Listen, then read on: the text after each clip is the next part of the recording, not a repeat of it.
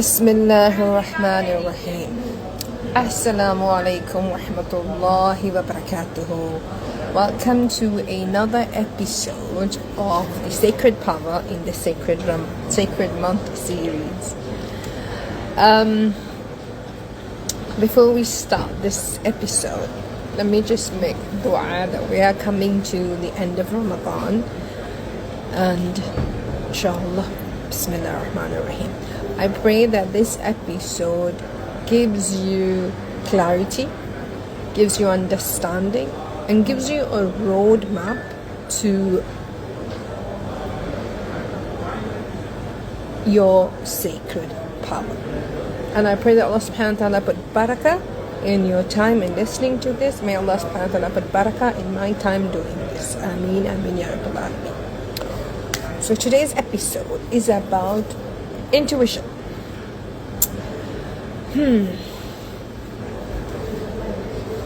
Intuition. What do we mean by intuition? And throughout ages, throughout centuries, throughout humanity,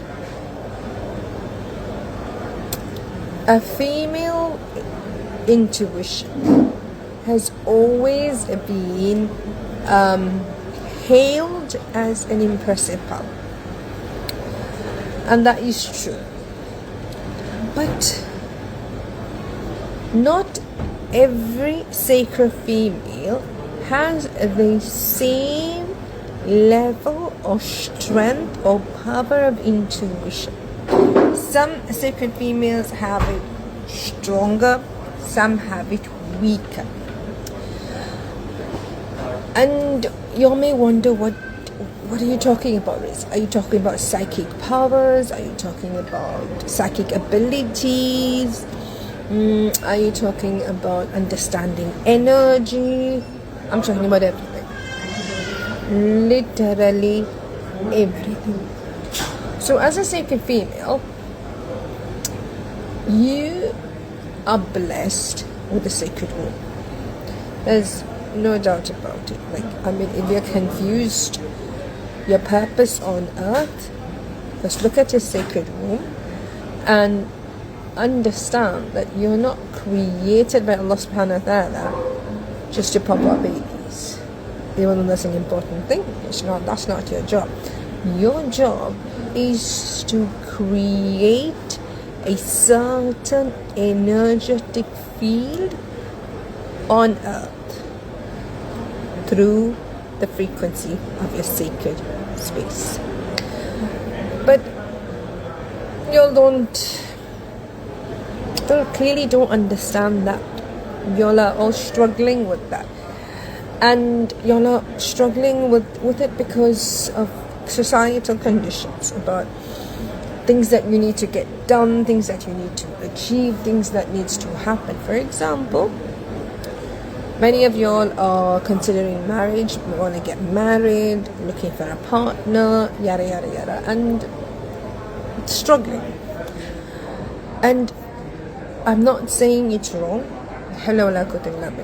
You, inshallah, by Allah's grace, you should be married to the person that Allah subhanahu wa ta'ala has appointed to please you by pleasing Allah subhanahu wa ta'ala. That should be your dua, that should be your intention.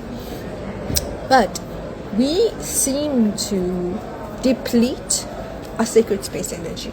We seem to deplete our power by focusing on external physical aspects and elements which make us more mortal and less spiritual. Let me explain that. See, Ramadan, we abstain from eating and drinking. But do you understand why? Why are we doing it? It is to clean out our energetic force field. So, but many people don't understand that after iftar, they just pile up on processed food, me included. We pile up on processed food, we pile up on sugar, we pile up on things that are not healthy for us, and that actually blocks our magnetism. And many people don't understand that, especially sacred females, because because we have not disciplined, again, me included, I'm working on it as well. We have not been taught to discipline ourselves to reach a status of power. In the past, if you take high priestesses from these different kinds of civilization empires, not only were they abstaining from sexual activities, they're abstaining from food and water a lot, and they were engaged in meditation. You can even talk about Buddhist Tibetan monks. They fast a lot. They don't eat, they don't drink, they meditate for hours and hours. And there's even I read this, that the Tibetan monks used to have a competition among each of them to see which one is able to heat up a cold, wet blanket through the heat of their bodies while meditating. For example, let's say there are about 5 monks, and each one gets this wet blanket, like they're dripping with water, put it on themselves, and they start meditating, and they increase their body temperature. Through the increase in body temperature, they're literally drying the wet blanket. How are they able to do that? In ancient cultures, we have documented information. You don't need to believe me. Go do your research. The documented information where women have harnessed the power of levitation, levitating objects, kinetic energy, levitating things, moving things with their mind. It might sound woo-woo and science fiction, but it's true. How did we reach such a position in the past? Why was it easy for a sacred female to read text, absorb text, memorize text, and retain text and information and knowledge? Why? All of this shapes intuition. All of this comes to building the strength and power of your intuition. But then we're so caught up. We're so caught up with dunya. Me included. I'm not lying, me included, because I'm not fasting today. So my mind is like, oh, I want something sweet. Okay, I want to go buy that. I want to eat this. And I'm like, I'm truly addicted. But if I'm fasting, I'll be like, I'm fasting. The desire won't even cross. So it's like I need to put myself into guardrails, a kind of a system where I do not desire these things. But then if I'm not fasting, my mind is like, it's monkeying around. So, but then, how am I supposed to harness my true power? How am I supposed to harness my power in such a laser-focused manner that I'm going to achieve my goals? Unless I discipline myself. And in the past, when I used to hear the word discipline, I used to be like, oh, I don't like discipline. I'm such a bad girl. I don't want to be disciplined. I don't want to be do that. All of that nonsense. But I come to understand discipline is structure, is system, is something that I need to create, maintain, and sustain for my success. So, when I'm speaking about intuition, I'm speaking about you as a sacred female's ability to understand your environment, to understand the external world, to understand what you require, what you need, and understand the systems and processes that you need to magnetize what you require. So, and in the past, we have alchemists, like high level alchemists, as females, who were able to like map out their cycle. They were able to map out things they wanted to magnetize. They were able to literally map out what they want to bring into their life, map out what they want to magnetize, what they want to create, what they want to build, what they want to transform. And they used to use their cycle to pour power into their vision. So when we're finishing Ramadan in a couple of days, Ramadan is like leaving us. When we finish Ramadan, how are you going to finish it? Are you just going to finish it saying like, alhamdulillah, Eid is here, I'm going to eat, I'm going to drink, I'm going to party, and we're going to just do all of these things? So when I say dunya, I'm not meaning to I'm not telling you to refrain from having fun. I'm not telling you to refrain from living. You gotta understand that dunya is the vehicle that Allah subhanahu wa ta'ala has created for us to reach a home in Jannah. So if you don't take care of your vehicle, I mean all of you who own cars and vehicles and stuff, if you don't get it serviced regularly, if you don't get it washed, if you don't get it clean, if you don't maintain it, your vehicle will break down somewhere and you'll be lost. So that's what dunya is. Dunya is the vehicle that Allah subhanahu wa ta'ala has created for us to reach a destination of Jannah. Now, the vehicle, right? So this vehicle has so many parts, and intuition is the direction. Is the map that we use for us to navigate the path. So many of you will tell me, I pray istikhara, I pray istikhara, I ask for guidance, but then I still end up making wrong decisions. Why? Because you're not in tune with your intuition. You're not, and intuition, like I said, every female, I'm so sorry about the noise. Every female has it, but the level, the power, the access is different based on where you are, based on how you disciplined yourself. Because our body emits an energetic field, okay? And the things that we consume physically, mentally, emotionally, through our mouth, through our skin, things that we consume affects its energetic field. When the energetic field is affected, that affects the intuition. So now that you have been fasting this Ramadan, you have been focused on your ibadah, you've been focused on the last 10 days, you've been focused on pleasing Allah subhanahu wa ta'ala, you have to, even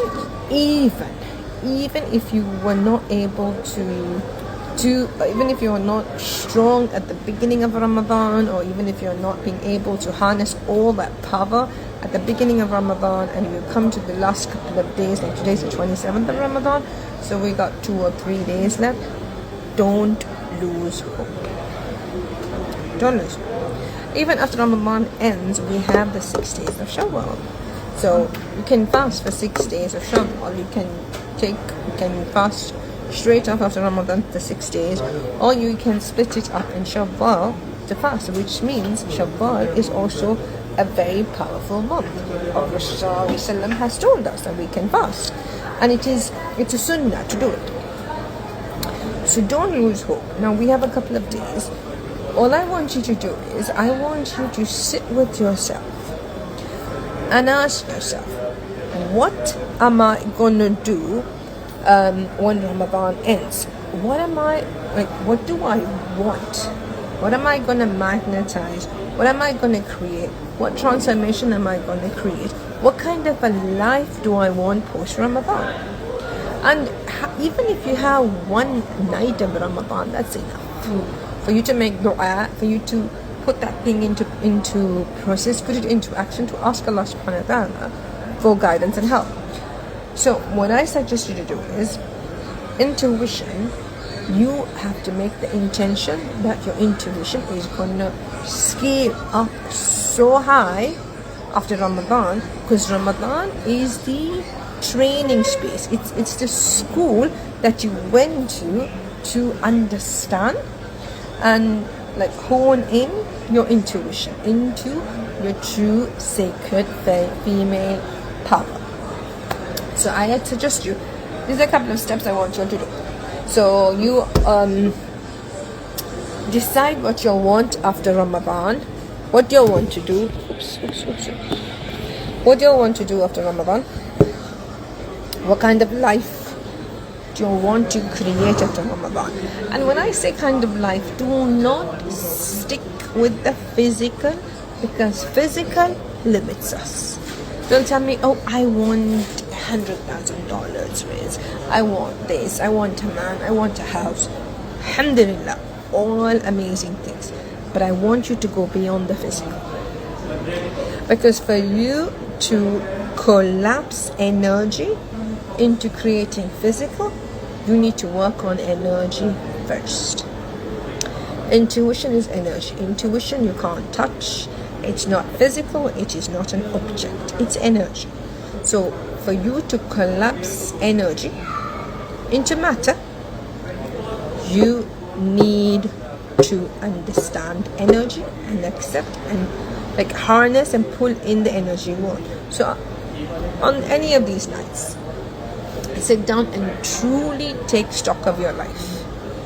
What do I want going forward? I want a stronger relationship with Allah subhanahu wa ta'ala.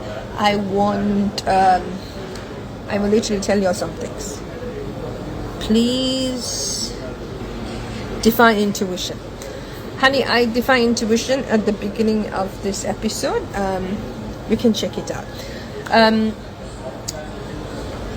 I'll tell you things that I said I want you all to ask, and there'll be more things that you all would want to ask. I want you all to take a stock of your life and see and ask. And for your intuition to be strengthened, you need to have less blocks in your energetic field. For you to have less blocks in your energetic field, you need to go into some kind of an isolation or a reduction. So all the processed foods, all the processed sugar slows down our vibration, which means it slows down the way we operate, which means it slows down our power. Okay? So my suggestion for you is, like I said, sit down, contemplate. What do I want after Ramadan ends? What kind of a life do I want?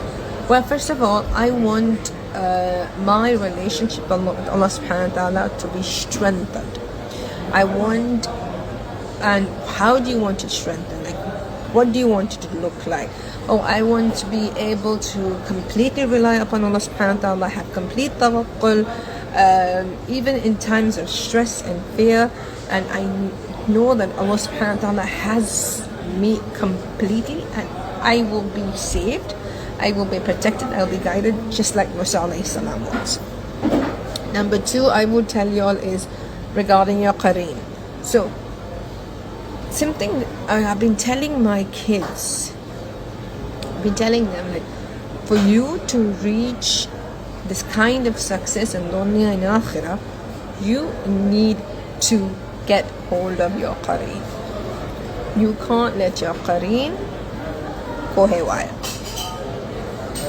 So every time you have waswasa, every time you feel like something is depleting you, remember it's your qareen, and your overthinking is also your qareen. So take charge of your qareen. Don't let it run your life. You can, if you're praying, if you're praying, then If you're praying, then you can pray to Rak'a Nafil for guidance. If you're not able to pray if you're in your menstruation cycle, you can make salawat on Prophet Muhammad sallallahu alaihi wasallam. You can do any other card, or you can. My favorite is La hawla wa la quwwata illa billah. That is my favorite, and I really want to do an episode on that, inshallah. La hawla wa la quwwata illa billah is so powerful. La hawla, it's so powerful. Ya Rabb, it is absolutely powerful. That brings you tawakkul into such strength that you're like, there's nothing but Allah, there's no strength but Allah, there's no power but Allah, and I have no power except what Allah gives me, and there's nothing on this earth or in the heavens can affect me without Allah's power. Nothing can harm me.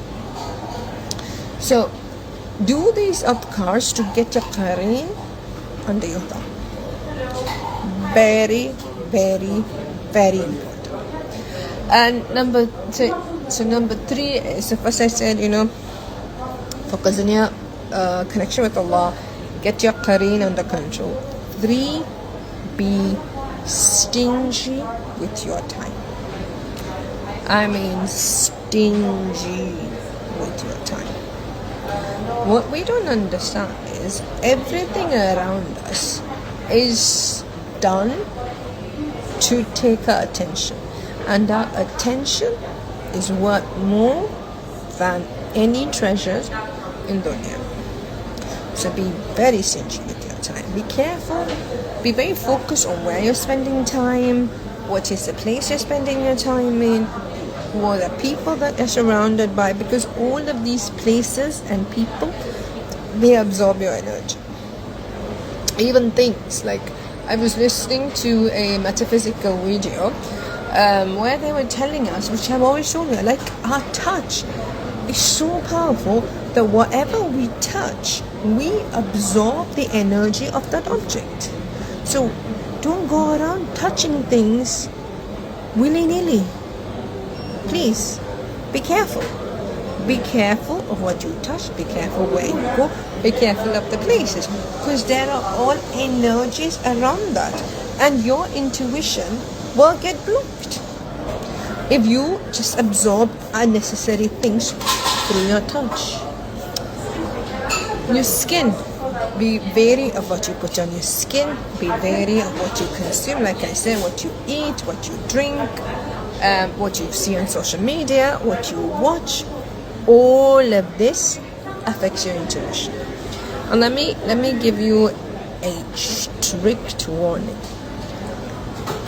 Dunya, the people of dunya and the shayateen do not want you to succeed. Do not want a sacred female, a Muslimah, sacred female who's a Muslimah, to succeed. I'm saying it as it is. They don't want you to succeed, and they will do anything and everything to make you fail, and that is blocking your intuition. And we walk into the trap eyes closed. Okay, we go in directly with the eyes closed, not knowing anything. So Ramadan's getting over. The shayateen will be released, and they'll be released and be back like ready to destroy. But then, what are you doing? What kind of guardrails have you put in place? What kind of steps have you taken? What have you decided it's going to be like? What have you decided you're going to do? But if you're just going to wait for the day of Eid and be like, oh my God, I'm so happy for Eid, I'm so happy for Eid, that's not how this works. So, these are the 3 things I want you all to do. Okay? Take it very seriously. When we finish Ramadan, things will be different. But do not give in to it. So, focus on your intuition, focus on your relationship with Allah subhanahu wa ta'ala, focus on exactly what you want.